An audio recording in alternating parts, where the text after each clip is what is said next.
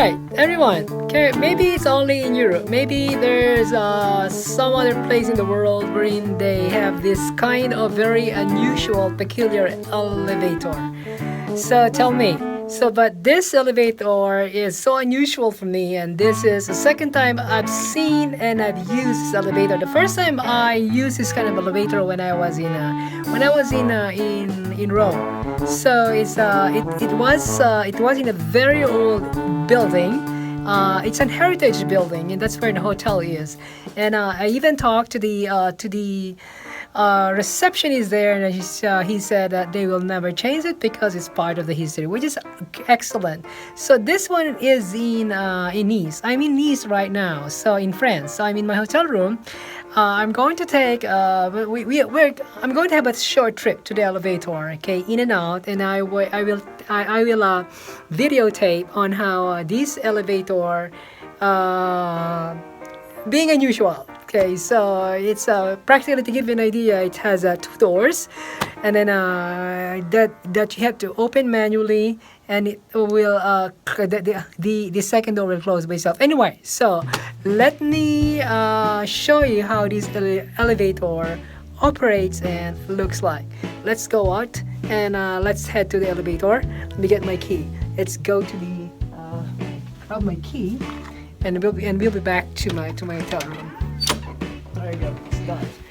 Okay. Oh my God, it's dark. So this is always dark.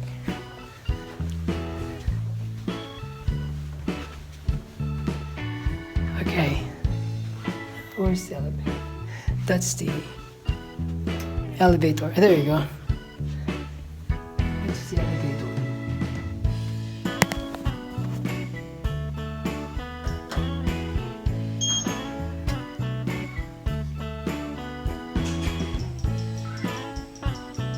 So you have to wait.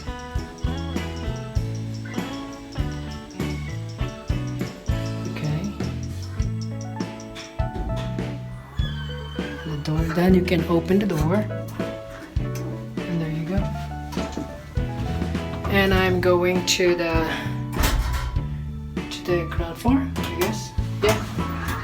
And now the door is closing.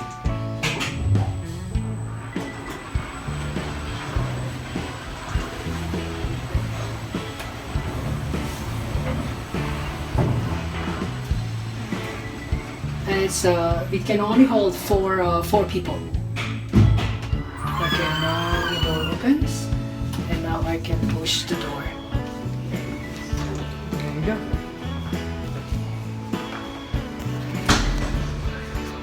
Okay, do you see that?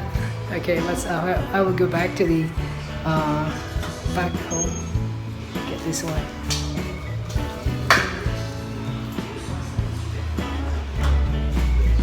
Okay, there you go. I'm gonna go back inside, and I will go back to the third floor. So practically, this is the second inner door that closes automatically. I'm going up, I'm ascending, and when it reaches the side level, then this automatic door will open, and you have to push the manual door. Okay, there you go. So see how different it is. So very different here. Okay, let me go back to my room. There you go. Okay, you see that? Okay, the good thing is my room is very close to the elevator, and then no one is there, so because the elevator can only hold 4 people at a time. So very unusual, as I said a while ago. So the elevator is very it's if you're not used to, just like me, like back in the typical elevator in other countries back home in the States. So press the button, then the thick door will open automatically, and then hop in. Here you have to open manually, and if you're not used to it, okay, you will not know what to do. Actually, it was when I was in Rome. So I knew it was an elevator, but I've seen this kind of elevator in a YouTube video, because before I go to visit the country, I searched about the country. I learned about, at least in a nutshell, about the the do's and the don'ts, and all the little bit of history, and even the hotel. I searched about the hotel. So even though I saw it when I actually went to the use elevator in Rome, oh my goodness, I didn't even know how to use it. Apparently, when I reached the floor that I desired at the time, I forgot to close the manual door, because when the manual door is open, I left open after you left the caption of the elevator that was in Rome. Ain't gonna work. Because I was someone told me, oh, you're the one who left the elevator door open. Oh, I'm sorry, I was so apologizing at the time. So I learned something new. So this time I don't know if it's the same, because the external door automatically closes, but you will open it manually. So you see that. So very unusual. So different perspective, different ways of doing things. Okay, that's traveling. Okay, so it's not landing, it's not arriving in a destination physically, but it's looking at things in a very certain perspective.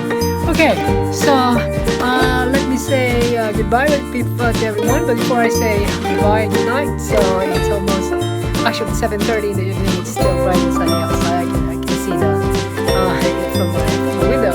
So the day was a very productive day. This is my second day here in France, and I'm in Nice, which is the French Riviera. And today it was very productive. The first itinerary, part of my itinerary today was going to the 300-year-old old town. It was very amazing to see how this old town has been preserved for many years. So it's still bustling as it was as compared to in the past. So that's according to the information that I got. So because basically for travel, before I go to places, I do my best to do some research about the attraction, about the city, about the country. At least I do have an idea, and I have something to say right in front of the camera. So instead of just clicking and pausing behind a monument and then smiling without knowing about it, that's the way I am. That's the way I travel, and I think that's one of the best way of traveling based on my experience, because you make your time worthy. Because traveling is not just going to the place and take a video and take a photo, but knowing the culture, the history, the people, and their ways of life as well. Okay, so I was in the old town. Is a very different from the other old towns in Europe I've seen. So it's not as big as other old towns. This one is pretty small, but it has so many narrow alleys in between all buildings, and they're kind of zigzagging. So don't just walk straight. Go to the inner part of the of these old towns as other old towns. Because right at the end of that alley, you will see something that you will never expect. Okay, being a first-time person being there, so you will see right in front of your face, just like the huge cathedral. Okay, entering into a small alley, and then in the afternoon went to Monaco, the Principality of Monaco. Monaco. I took the train from that main train station. So my hotel is in the city center, which is very convenient. It's convenient to everything. So you get the restaurant, the multicultural restaurant. You have several restaurants. You have Vietnamese, Chinese, you have Turkish, and of course French restaurant here. So it's multicultural. And also it's very close to the train station, so it's a few blocks away, and then from the train station you can go to Monaco. So I went to the Principality of Monaco. It took about 20-25 minutes train ride, very convenient to this other country. Okay, so bordering with France is very affluent country, very high tech. They're actually so. And I think so they're kind of reshaping the shore, because I saw there was huge dredging of the ocean. I don't know what they're doing, but they are dredging the ocean. Maybe they're adding more surface area of the country. I don't know. So because Monaco is a very small country, very affluent though.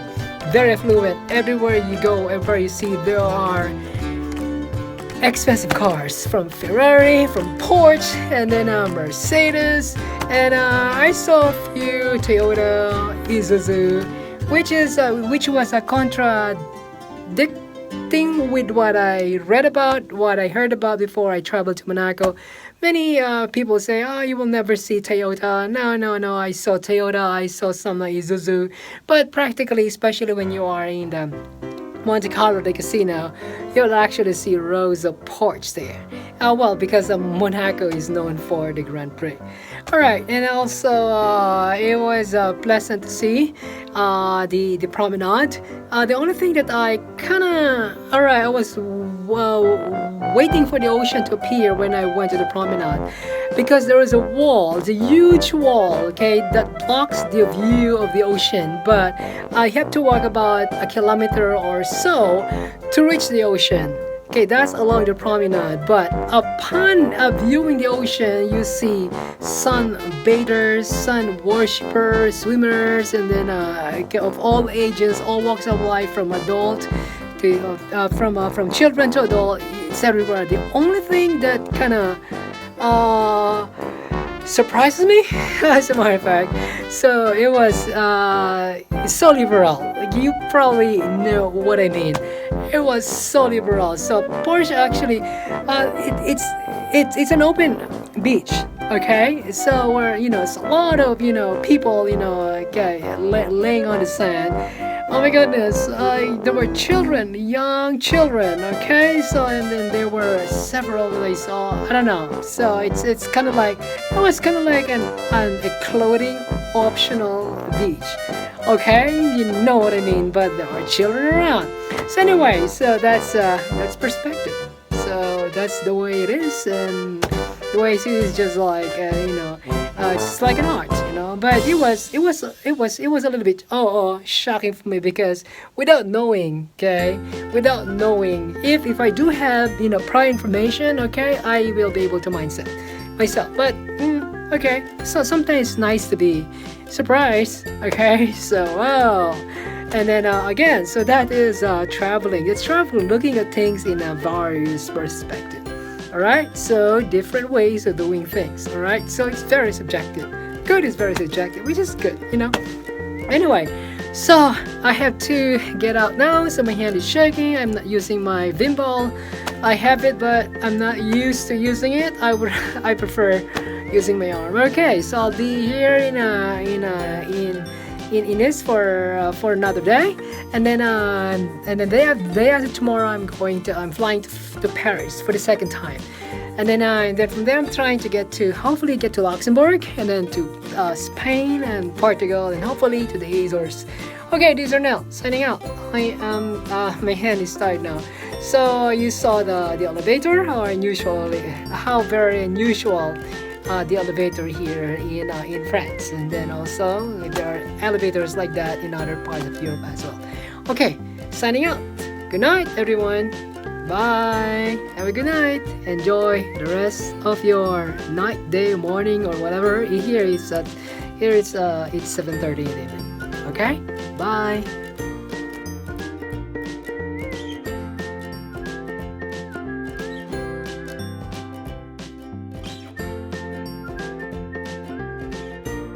I'm here in a very old building here in Rome.